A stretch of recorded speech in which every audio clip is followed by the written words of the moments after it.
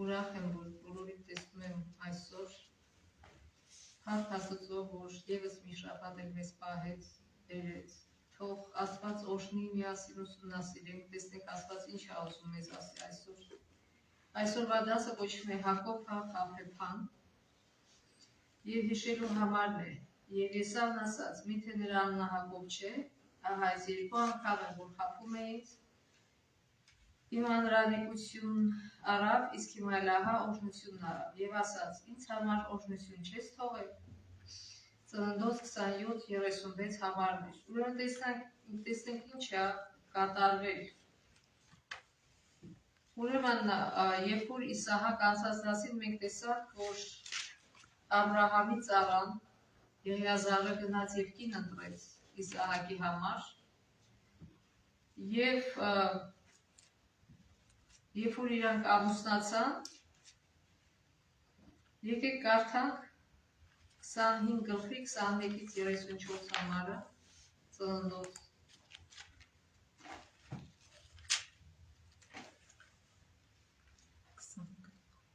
25 21-ից 34 Իսահակ աղաչեց Տերոջը իր կնոջ համար ամուլ ըլլաուն պատճառով, եւ Տեր անոր աղաչանքը ընդունեց ու անոր կինը Ռեբեկան հղացավ, եւ դղակները անոր արգանդի մեջ կկռվեին, ու ասավ. եթե այսպես է, ինչու եղավ ինձ ասիգա, եւ Տերոջը հարցնելու գնաց, ու Տերը ասավ անոր. երկու ասկ կան արգանդիդ մեջ, եւ քու որովայնեդ երկու ժողովուրդ պիտի զատվի, ու ժողովրդին մեկը մյուսեն զորավոր պիտի լա, եւ մեծը պիտի ծառայե բստիկին։ Ու երբ անոր ծնայելու օրերը լեցվեցան, ահա երկվորյակ էին անոր արգանդին մեջ, առաջինը ելավ կարմրագույն, բոլոր մարմինը մազոտ վերարկուի պես էր, ու անոր անունը Եսավ դրին։ Եվ անկե ետքը անոր եղբայրը ելավ, անոր ձեռք Եսավի գաշապարեն բռներ, ու անոր անունը Հակոբ դրին, ու անոր ծնած ատենը Իսահակ 60 տարեկան էր։ Եվ մանուկները մեծան, ու Եսավ դաշտի մարդ, վարպետ որսորդ եղավ, իսկ Հակոբ հանդարտ քվարկող մարդ էր ու վրաներու մեջ կբնակեր։ Եվ Իսահակը սիրեր Եսավը, բանսի անոր որսեն կուտեր, բայց Ռեբեկան Հակոբը դսիրեր։ Այո։ Ջոգողություն։ Գրված Աստվածաշնչում, որ Աստված Ռեբեկային բացել էր, որ ճիշտ առաջնեկը Եսավն էր, բայց Հակոբը պիտի լիներ հոգևոր առաջնորդը, այլ ոչ թե Եսավը։ Ինչի հենց այս մասից մենք տեսնում ենք ինչի, որովհետև ուրեմն առաջինը նշենք, որ երբ որ իրանք ամուսնացան, 20 տարի երեխա չունեցան Իսահակն ու Ռեբեկան։ Եվ լավ իրանց հավատքը փորձվեց, որովհետև հետաքրքիր էր, որ Աբրահամը շատ ծեր էր, եւ Աստված իրան 6 հատ տղա պարգևել։ Եվ պատկերացրեք Իսահակի վիճակը, որ տեսնում է իր ծեր հայրը ոնց է երեխա հետևից ունենում, բայց ինքը չի ունենում։ Բայց էլի էդի հավատքը աճեցնելու համար է, եւ Փառք Աստծո եկավ այդ օրը, որ Ռեբեկան էլ հղիացավ, եւ ոչ թե 1 զավակով, այլ 2 զավակով։ Ուրեմն գիտեք, բոլորիս մոտ է լինում է, բոլոր ծնողների մոտ, որ մեկին ավելի է ոնց որ ասած, սրտիդ մոտիկ ընդունում, քան թե մյուսին, բայց այստեղ հիմնականում այն էր, որ Ռեբեկան նկատում էր, որ Հակոբը հոգևոր մարդ էր, խոնարհ մարդ էր, բայց Եսավը հակառակն էր։ Եվ մի իրողություն հենց ցույց է տալի դա, երբ որ Եսավը սոված էր, եկավ որսորդությունից եւ տեսավ եղբայրը ոսկով ճաշ այթել, ասեց խնդրում եմ այդ ճաշից տուր, ինձ այդ ճաշից տուր։ Եվ այստեղ արդեն երևում է Հակոբի բնավորությունը։ Այսինքն երևի մայրը հասել էր, որ դու ես հոգևոր առաջնորդը, դու ես լինելու հոգևոր առաջնորդը եւ իր մեջ մտել էր դա եւ ինքը սիրում էր, ուզում էր լինել հոգևոր առաջնորդ։ Բայց ինքը որոշեց իր ձևով այդ խնդրը լուծել, չսպասեց Աստծո լուծմանը։ Փոխանակ մեծ սիրով հյուրասիրիր եղբորը, չէ՞։ ասեր, հա, խնդրեմ, սովածես կեր, օգտվեց այդ առիթից եւ ասեց, օքեյ, կտամ ուտելու, բայց դու պիտի քո առաջնեկությունը տաս ինձ։ Գնեց առաջնեկություն։ Միթե հնարավոր է այդպես բաները գնել, չէ, ուղղակի իրանց խելքով, մարդկային խելքով, կարճ խելքով գնեց առաջնեկությունը։ Եվ ստեղ երևում է Եսավի վերաբերմունքը այդ առավելությանը, որ ինքը առաջնեկեր։ Ինչ ասեց Եսավ։ Անարգեց։ Անարգեց, ասեց, ընդհանրապես սոված էր, ով ասովից մեռել, մի անգամ հաց չուտելով, չէ։ Բայց ասում է, հեսա մեռնում եմ, այսքան այդ բնավորությունն է ցույց տալի, թե ինչքան զգայական մարդ էր ինքը, ինչքան իրան չտիրապետող։ Եվ հետագայում, գիտեք, երբ որ մենք ինչ-որ բան ենք խոսում, ինչ-որ բան ենք անում, մեզ թվում է, թե անցավ գնաց, բայց չի անցնում գնում, ամեն ինչ գրվում անտեղ, ամեն ինչ Աստված գիտի, ոնց որ եղբայրը ասեց, հեշտակները ամեն ինչ հասցնում են, եւ Եսավը ցույց տվեց, որ ինքը անարգեց Աստծո խոսքը, անարգեց այդ առավելությունը։ Հիմա այսօր աշխարհի մարդիկ բոլորը այդ վիճակի մեջ են։ Կամ Եսավի ընտրությունն են անում, կամ Հակոբի։ Այսինքն Աստված մեզ ինչ առավելություն է տվել։ Փրկվելու առավելություն։ Մեր փոխարեն մահացավ եւ 100%-անոց գարանտիա տալի, որ մեզ կփրկի, բայց մեզնից է կախված, մենք կընդունենք, թե չէ։ Ցավոք շատերը անարգում են, չեն ուզում ու վերջ, որովհետեւ Եսավի պես տարված են տարբեր բաներով, որ այսօր կա, վաղը չկա։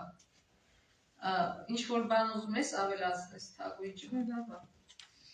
So, հիմա առաջ գնանք Արտակ Ծննդոց 28 գլխի 10-ից 22 համարը։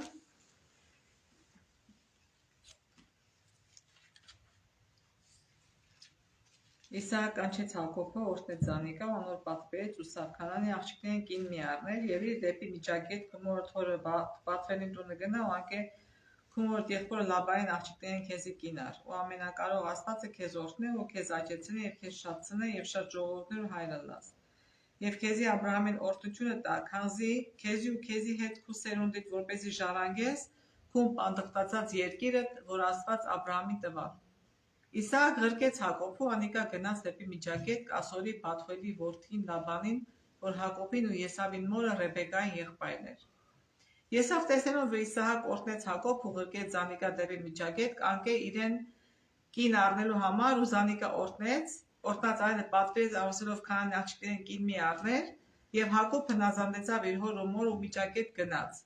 Նաեւ Եսավ, տեսնելով, որ քանանի աղջիկները իր հորը Իսահակի հաճելի չէին, այն ատեն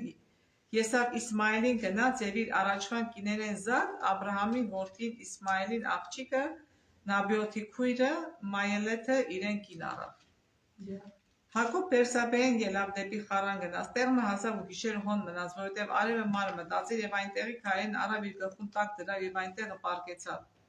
Երազմը տեսավ, սանդուղքը երկրի վրա դրված էր, որուն գլուխը երկին կհասներ եւ ահա Աստծո հրեշտակներն անկեկելնեին ու կիչնեին։ Եվ ահա Տերը կայնեցավ անոր վրա ասավ. Ես եմ Եհովան, քո հորդ Աբրահամին Աստված ու Իսահակին Աստվածը, այդ երկիրը, որուն վրա դու կպարկիս, քեզի ու քո սերունդիդ պիտի տամ, եւ քո սերունդիդ երկրի ավազին չափ շատ պիտի լա ու դեպի արևմուտք ու արևելք եւ դեպի հյուսիս ու հարավ պիտի տարածվի ու երկրի բոլոր ազգերը քեզմով ու քո սերունդով պիտի օրհնվին։ Ահա ես քեզի հետ եմ, ու ամեն ուր որ երթաս, քեզ պիտի պահեմ ու քեզ այս երկիրը պիտի դարձնեմ, քանզի մինչև որ իմ քեզի ըսած չնեմ, քեզ պիտի չթողում։ Հակոբ արթնցավ իր քունեն ուսավ, իրավցե Տերը այստեղ է եղել ու ես չգիտցա եւ վախցավ ուսավ, ինչ ահավոր է այստեղը, այս ուրիշ բան չէ, բայց միայն Աստծո տունը, այս է երկնքի դուռը։ Հակոբ արթուն կանուխ ելավ իր գլխուն տակ դրած քարը առավ ու Զանիկա իբր արձան կանգնեցուց ու անոր գլուխը յուղ թափեց եւ այնտեղին անը Բեթել դրավ, այսքան Աստծո տունը։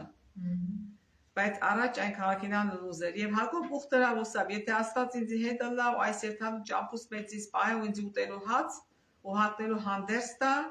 եւ իմ հորս տունը խաղաղությամբ դառնամ, Տերը ինձի Աստված թողը լա եւ այս քարը, որ ես իբր արձան կանգնեցի Աստծո տունը թողնա, եւ այն ամենեն, որ ինձ պիտաս, քեզի 10-րդ տամ։ Շատ հետաքրքիր հատված է։ Տեսեք ինչն է նախապատմությունը այս հատվածի։ Ինչի հանկարծ Իսահակը կանչեց, ասեց գնա ամուսնացի, սրանից առաջ ինչ էր տեղի ունեցել։ Իրական պատճառը, որ Հակոբը լքում էր հայրական տունը, այլ էր։ Եսավը քանի դիմացներ իրան։ Ինչի համար, որովհետև նորից խաբեց, չէ Հակոբը։ Եվ այդ անունն էլ կարծես թե խաբեփայ թարգմանությունից։ Եվ այսինքն Իսահակը երբ որ ծերացավ, արդեն աչքերն էլ չէր տեսնում, կուրացել էր եւ որոշեց, որ շուտով մեռնելու է եւ ժամանակն է, որ կանչի եւ օրհնությունները բաժանի իր տղաներին։ Ինքը որոշեց Եսավին կանչեց, ասեց. Եսավ, գնա, ինչ որ ես սիրում եմ, դու գիտես, էդի որսա, բեր պատրաստիր եւ տուր ինձ եւ ես էլ ուտեմ եւ իմ հոգին քեզ օրհնե։ Հետաքրքիր է, չէ՞։ Ընդհանրեն օրհնություն պիտի տար, ինչ կապ ունի ստեղ այդ ուտելիքը բերելը, սարքելը։ Այսինքն ստեղ ցույց է տալի Իսահակի թուլությունը։ Այո, օրհնելու էր, բայց ինչ կապ ունի այդ ուտելիքը, որ պիտի բերի սարքի Եսավը։ Եվ համոզված եմ, որ Ռեբեկան խոսացել էր Իսահակի հետ եւ ասել էր, որ Աստված բացել է, որ Հակոբը պիտի լինի, բայց Մարգարեության հոգին գրում է։ Բայց Իսահակը դեմ էր, չէր ուզում ընդունել դա, որտեղ շատ սիրում էր Եսավին։ Եվ Ռեբեկան որոշեց Սարայի պես վերցնել իր ձեռքը ամեն ինչ եւ օգնել Աստծուն, որ իր Աստծո ասածը լինի, ինչ որ Աստված էր ուզում։ Եվ ինչ արեց, վերցրեց ոչխարի մորթ դրեց Հակոբի թևերին եւ Եսավի հագուստները հագցրեց, որ որսորդության հոտ էր գալի, այսքան Եսավի հոտներ, եւ ասեց գնա ու պապայդ խաբի։ Եվ Հակոբն էլ լսեց, գնաց մտավ, Իսահակ ասեց ով, ասма Եսավն է, ասма բայց ձենը Հակոբինն է, Եսավինը չի։ Այսքան Աստված էլի հնարավորություն տվեց, որ Հակոբը գոնե շուրջար թախներ, կամ էլ խոստովաներ, ասել հակնել ես, ես ուզում եի խաբեի, բայց չեղավ, մեղքի բնույթը հետ է, երբ որ մի հատ ոտը դնում ես մեղքի մեջ, ոնց որ Եվան չփախավ, կանեց է շարունակել է, մինչև վերջ է գնում։ Եվ ինչ եղավ, հավատաց իրան Իսահակը եւ օրհնեց, այն օրհնությունը, որ տար իր առաջնեկին տվեց Հակոբին։ Այսինքն նորից խաբեության Հակոբը կորզեց օրհնությունը։ Բայց այդտեղ հետաքրքիր մի բան կա, որ եթե Եսավը չհամարեր, չանարգեր այն ժամանակ այս ոսկի պատմության հետ, միգուցե եւ Աստված թույլ չտար այս երկրորդ խաբեությունը։ Բայց քանի որ Եսավը ցույց էր տվել, որ իրան թանկ չի, այն ինչ որ Աստված իրան տալիս է, ոնց որ կայետը, չէ՞։ Ասեց դու ուժեղ ես, դու հաղթի։ Այսինքն այո, այդ առավելությունը ես քեզ եմ տվել, բայց եթե դու չես պահում, եթե դու չես անում, քո ձեռքից կվերցվի։ Սո խաբեությունը Աստծո կամքով չէր, բայց Աստված թույլ տվեց, որ այդ ամեն ինչը իրագործվի, հետո Եսավ եկավ եւ շատ ուժեղ հուսահատություն ապրեց, որ տեսավ Իսահակ ասեց, ես արդեն օրհնել եմ, բաում եմ օրհնել։ Եվ պարզվեց, բայց հետաքրքիրը որն է, որ Իսահակն էլ արդեն հասկացավ, ինքը կարար ոնց որ ասած շուտ տար, չէ, իր օրհնությունը, ասել լավ հետ եմ վերցնում Հակոբից, նորից քեզ եմ օրհնում, բայց ասեց չէ, ես արդեն տվել եմ իմ օրհնությունը, հասկացավ, որ Աստված է թույլ տվել, որ այն ինչ որ Ռեբեկան տարիներով ասել էր, միգուցե եւ ճիշտ է։ Եվ ջղայնացավ, կարելի պես ջղայնացավ եւ փոխանակ ինքը ինչ աներ, խոնարհվեր, ապաշխարեր, ասեր տեղն է ինձ, չէ։ Ես մի ոսկով, մի աման ոսկով ծախեցի այն մեծ առաջադրանքը, մեծ պատիվը, որ Աստված տվել էր ինձ որպես առաջնեկի։ Մի աման ոսկով, այսօր մենք ծախում ենք մեր փրկությունը, տարբեր բաներով, կարող ուտելիքը լինի, կարող աշխատանությունը լինի, փող եւ այլն։ մենք ծախում ենք մեզ թանկարժեք տված փրկությունը, ոնց որ Եսավի հետ եղավ եւ ինքը որոշեց սպանել Հակոբին, բայց չէր ուզում Իսահակի կյանքի ժամանակ աներ, ասեց Իսահակը մեռնի, հայրս ես պիտի սպանեմ անպայման։ Եվ ուրեմն Ռեբեկան տեսավ, որ իրա խառնվելը Աստծո գործին շատ բաց հետևանքներ ունեցավ եւ որոշեց, որ մի ձևով հարթիսա եւ փրկի իր տղայի կյանքը Հակոբի։ Եվ պատճառ բռնելով իր ամուսնությունը, Իսահակին խնդրեց, որ իրան բաց թող, որ ինքը գնա կին վերցնի, որտեղ Եսավը հեթանոց կանանց առը եւ իրանք իմ հոգին ուտում է, որ Հակոբն էլ առնի, ավելի բաց կլինի, խնդրում եմ թող։ Եվ այդպես, ոնց որ ասած, ազատեց կյանքը, բախի մեջ փախավ, բայց դե մենք նորից տեսնում ենք Աստծո ողորմությունը։ Ոնց որ Աբրահամը չի սուտ ասեց Եգիպտոսում, եւ Սատանայի ներկայացրածով, սենց պիտի լիներ, որ Աստված անենց մի հատ, այսքան լքեր ու վերջ, բայց ինչ եղավ, ապշեցուցիչ է, այդքանից հետո այո, մեղք էր գործել, ընկել էր Հակոբը, բայց ինչ արեց Աստված, երևաց իրան, ասեց, իմ շնորհքը քեզնից չեմ վերցնում, ես իմ խոստումը անելու եմ, քո վրա եմ անելու, հետաքրքիր է, չէ՞, ինչքան ողորմած ու գթած Աստված մենք ունենք։ Էսի շատ կարևոր է, որտեղ երբ որ մենք ընկնում ենք, մեզ թվում է թե Աստված չի ների, արդեն որերորդ անգամ ենք ընկել, բայց Աստված նորից ու նորից մեզ հանում է, նորից ու նորից այդ հավատքի դասերն է տալի։ Եվ էլի ստեղ նորից տեսնում ենք, որ ինքը ուխտ է կապում Աստծո հետ եւ ասում է, որ իմ 10-րդը կտամ, որ Աբրահամը տվեց։ Այսինքն Աբրահամի այդ առաքելությունը փոխադրվում է Հակոբի վրա։ Այսինքն ճիշտ է, մենք փչացնում ենք մեր արարքներով, Աստծո անունն ենք հայտարարում, ամեն ինչ փչացնում ենք, բայց Աստված ամեն անգամ ես ասում եմ, Աստված ջան, դու զորեղ ես, դու կարաս շտկես դրությունը։ Այո, սխալ եմ արել, բայց խնդրում եմ շտկի։ Ու Աստված շտկում է, ամեն անգամ, որտեղ ինքը համբերող հայր է։ Ու միշտ այդպես միտք է տալի, ասում է, այ կուշ պատկերացա, որ քո որդիներից մեկն է սխալ արել։ Դու ինչ կանես։ Պիտի ձեռից վերցնես դուրս սկսես, ասես դու էլ ոչ։ Չէ, դու էլի ներում ես, էլի օգնում ես իրան, որ ինքը շտկվի, չէ։ Նույնը ասում է ես եմ, երբեք մի հուսահատվի, երբեք։ Այլ քանի մենք ճշմարիտ ճամփան ենք ընտրել, ընկնում ենք Աստված մեզ կօգնի վեր կենալ։ Կարևորը որ այդ ճամփայից չշեղվենք, մենք կընկնենք այդ ճամփի վրա, բայց Աստված մեզ հանում է։ Սխալ ճանապարհով չգնանք, դա կարևորը։ Եվ այս սանդուղքը, որ ավելի խորացրեց, Աբրահամին ցույց տվեց ավետարանը, որ ոչ թե ձեր զոհերի միջոցով եք փրկվում, այլ փրկվում եք իմ որդու արյունով։ Բոլորովին տարբեր է այս մեր հավատքը հեթանոսական հավատքից եւ այլ հավատքներից, որ բոլոր հավատքներում փրկվում են իրանց գործերով, իրանց զոհերով, բայց Աստված ասեց՝ մի հատ կատարյալ զոհով եք դուք փրկվում, ոչ մի բանով չեք փրկվի։ Ավետարանը ցույց տվեց Աբրահամին, մինչև վերջ բացեց ճշմարտությունը։ Եվ հիմա շարունակում է նույնը տալ Հակոբին, ավելի, այսինքն ինչ միջոցով է դա լինելու։ Հիսուսը կապեց մեզ։ Մեր կապը կտրվել էր մեղքի պատճառով, բայց Հիսուսը եղավ աստիճան կապող օղակ մեզ համար։ Եվ դրա շնորհիվ, իր զոհի շնորհիվ է, որ հրեշտակները այսօր գալիս մեզ օգնում են, որ հրեշտակները այսօր ուժ են մեզ տալի։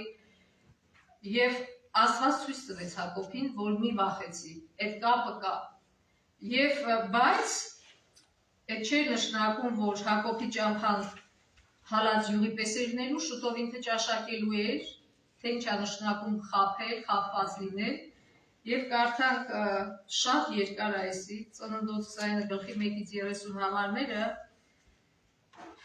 կարճ ասենք, որ ինքը գնաց գտավ Լաբանին, այսինքն Ռեբեկայի եղբորը, ինքը ուներ երկու աղջիկ,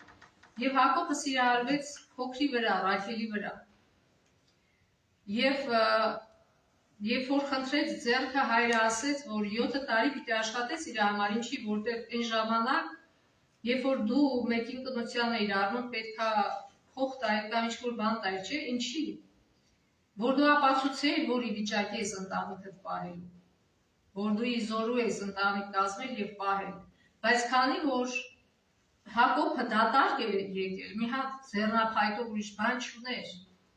Եվ ասեց ուրեմն 7 տարի պիտի աշխատես, որ տեսնեմ դու աշխատող մարդ ես թե չէ, որ կարաս իմ աղջկան պահես թե չէ։ Բայց մի շաբաթից պիտի հարսանիքը լիներ։ Հարսանիքը եղավ, քնեցի, Հակոբ առավոտը վեր կացավ եւ ինչ տեսավ։ Որ խաբված է, իր կողքը ոչ թե Ռաքելն է, այլ Լիանա, մեծ քույրը։ Լաբանը հետո բացատրեց, ասեց, որ մեր օրենքով առաջինը պիտի մեծ աղջիկը չի լինի, որը մեծ աղջիկը չամուսնացած, փոքր ամուսնանա։ Իհարկե դա ընդհանրապես բացատրություն է։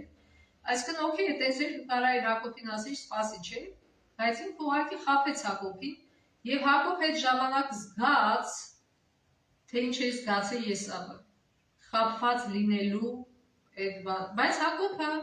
խոնար մարդ էր եւ ինքը հասկացավ, որ իր մեղքերի պատճառով է, որ ինքը հետորնանք է։ Հետո ասեց լավ, 7 տարի, ուրեմն 14 տարի սարքեց աշխատելը ձրի եւ ասեց 14 տարի կաշխատես, այդ երկուսին պիտի կին ունենաս, ուրիշ ճար չունես։ Հակոբը համաձայնեց 14 տարի ձրի աշխատեց Լաբանի համար, բայց հետո որոշեց, որ պիտի ինքնուրույն դառնա եւ ուզում էր հեռանալ, բայց Լաբանը ասեց լավ, որտեղ շատ լավ աշխատող էր Հակոբը, շատ ընտիր եւ խնդրեց, ասեց ինչ ես ուզում, քո վարձքը ինչ ես ուզում, մնա, ես կվարձատրեմ քեզ։ Եվ Հակոբն էլ ասեց, որ ուզում եմ, որ այսինչ ձևի անասունները իմը լինի, եթե այս ձևով են ծնված, չգիտեմ դե Խայտաբղետները։ Խայտաբղետ, թե ինչ ձևով, մնացածը քեզ։ Եվ Աստված օրհնեց, ուժեղ առողջ անասունները ծնվում էին հենց այն ձևի, որ Հակոբն էր տեսնում իրան, եւ սա դուր չեկավ տղաների։ Այսինքն Հակոբը շատ արագ հարստացավ, եւ իրանք մտածում էին, որ այդ իրանց հաշվին հարստացավ։ Իրանց անասուններն են, չէ՞։ Հակառակ որ Լաբանը ասեց, որ քանի որ Աստվածը քո հետ է, ես դրա համար օրհնվեցի։ Ինքը գիտեր, որ Հակոբի ներկայությունից էր, որ ինքը օրհնվեց։ Բայց հիմա արդեն տղաները մտածում են, որ մերցնեն։ Այսինքն տեսեք, իրանք հաշվի չարան, որ այս մարդը 14 տարի ձրի աշխատեց։ 14 տարի, այստեղ մի հատ շատ մեծ դաս է մեր համար, որ այսօր շատ երկրներում վատ վիճակ է, էկոնոմիկ եւ տնտեսական վատ վիճակ է եւ շատ ցածր են աշխատավարձերը տալի, չէ՞։ Մարդիկ ասում են, «Էդի փող չի, ես դրա համար պիտի գնամ աշխատել»։ Բայց եթե ուրիշ ճար չունես, այո, պիտի գնաս աշխատես եւ եթե հավատ ունենաս, Աստված տեսավ, թե ինչ անարդարացի էին վարվել Հակոբի հետ, ու Աստված օրհնեց։ Վերջի վերջո, էդի ոնց որ գիտեք, մի հատ փորձության ժամանակ է, ուղղակի փորձության ժամանակ, որ երբ որ հավատարիմ ես մնում, վերջը Աստված օրհնում է։ Տարիներ շարունակ դու աշխատում ես քրտինքով, բայց վերջը Աստված օրհնում է։ Ուրեմն մենք պիտի Աստծո վրա հույս տնենք եւ շարունակենք աշխատել։ Իհարկե, ձգտենք, որ անարդարությունը վերանա, չի նշանակում, որ ձգտում չպիտի լինի, բայց մենք պիտի հասկանանք, որ Աստված ամեն վիճակի կառավարիչն է։ Եթե այսօր ասենց արում ինքն է թույլ տվել, եւ ես իրավունք չունեմ ուղղակի նստեմ տունը, ասեմ, որ աշխատավարձը քիչ է, դրա համար չեմ աշխատում։ Էդի աստվածային չի, էդի քրիստոնեական չի։ Ամեն մի կոպեկ Աստված կարա օրհնի եւ վերջի վերջո Աստված կարա շատացնի, երբ որ մենք հավատարիմ ենք Աստծուն։ Եվ ինչ է կատարվում, երբ որ Հակոբը այսօր ժամանակ արդեն հասել էր, որ Հակոբը հեռանար, որտեղ Աստվածը ասել էր, որ այն հողերը պիտի գան քեզ, չէ՞։ Այսինքն Աստված էլ ուզում էր, որ ինքը վերադառնար։ Եվ ինչ այդ որդիները, եթե տես չանեին, չէր անցնի Հակոբի մտքով։ Ուրեմն ինչ որ անպատեվ բան, որ մեր կյանքում